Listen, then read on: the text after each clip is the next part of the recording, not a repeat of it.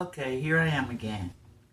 Some of you probably saw a tape that Alicia made a couple months ago when we was in the airport in New York. And in the course of just enjoying each other and sitting and talking, she picked up her phone and started taping me talking. I had no idea she was going to just put it out there, but she did. And to my surprise, I was overwhelmed at the feedback that we got. People actually watched it. Over 800 people watched that tape, and I thought, oh my God, if they got excited about this, what would they do if I told them some more stories? But I'm not going to go into that. I got numerous, numerous stories to tell. But I just want to share with you my day to day. I know it will help somebody, or I wouldn't have gone through it. And be here now to tell you about it. It's for a purpose. I don't know who it's for. I don't know why, but sometimes you just know that you know that you know. About 3 or 4 years ago, I was here in Winston visiting before we moved, and I had needed my medicine, my refills on my medication that I was taking at the time. And I had been without it for several days. But when my husband came down with my grandson Jaira, they brought my medication. And I took it, and I decided to leave my mother-in-law's house that night and go stay with my niece because some other family members had come and just to make room. Jaira went with me, and when we got ready to go to bed that night, uh, I had forgot I had left my CPAP machine at my mother-in-law's house. So she lived about 5 minutes away, but for some reason I didn't want to go by myself, and I encouraged Jaira. I asked him to go, and then he said, no, I'm not going. But I insisted that he ride with me.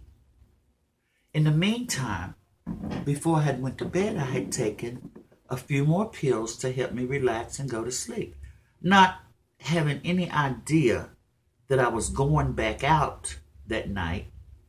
But I didn't think about, the effect that that would have on me. So Jaira agreed, and he rode with me. Like I said, it was about 5 miles away. It turned into a 2-hour trip.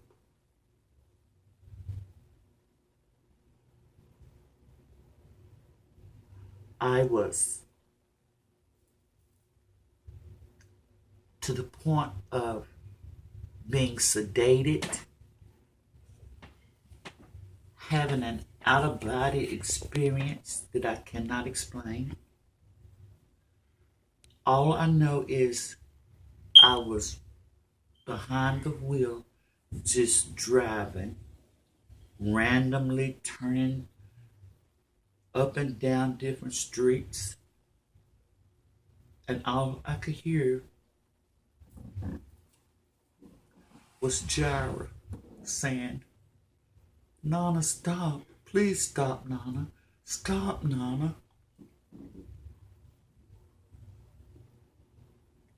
I don't know why I didn't just stop. I don't know. I was just out of control. I just kept riding and riding.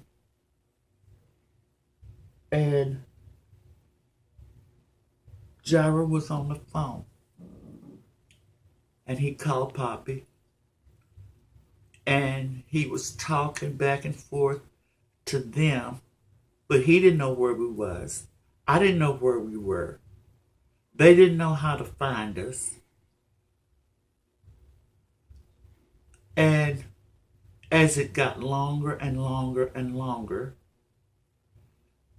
finally we pulled over in a vacant parking lot at a gas station. And I guess Jairus saw something that looked familiar or something that he could tell them, and they came and found us. All I remember about that night was riding and riding and riding in circles, not knowing where I was going, seeing cars pass by us, and it was so weird. But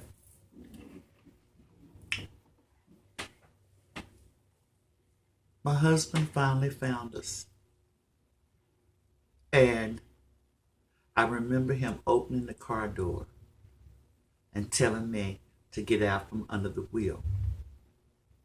That's all I remember. And I guess the next day I realized the magnitude of what had just happened.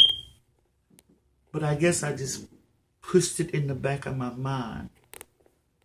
What could have been, what could have happened.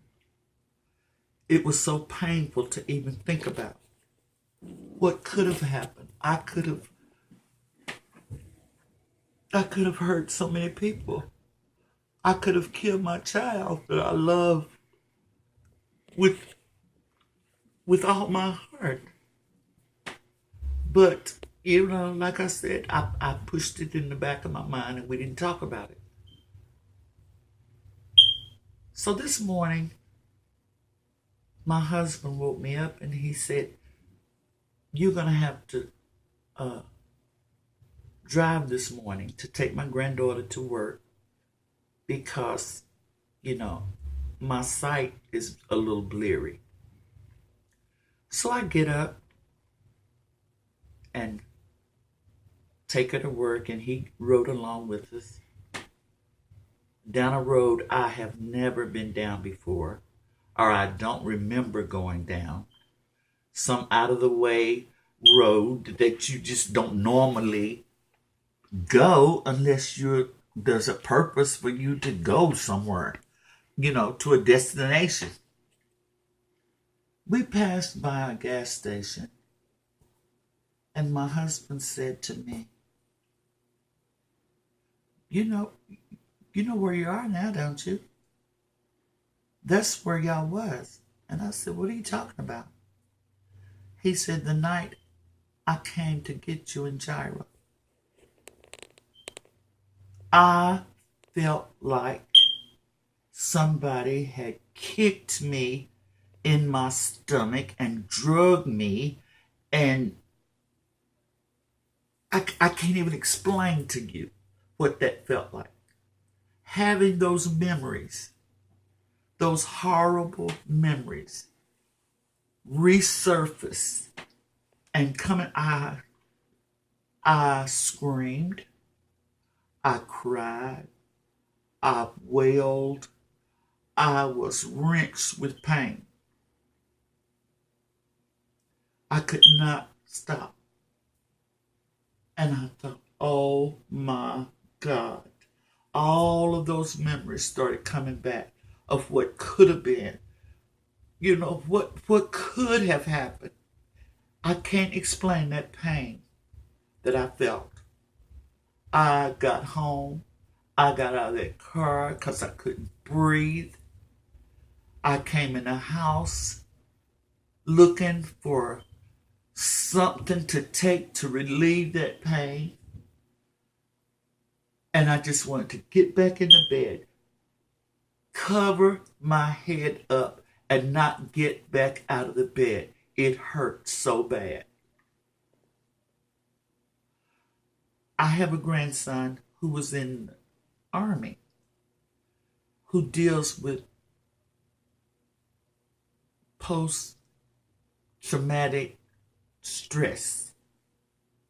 Now I know what it feels like to have those horrible memories resurface in your mind that make no sense, that you can't get that picture out of your head of what could have been, the tragedy that could have been.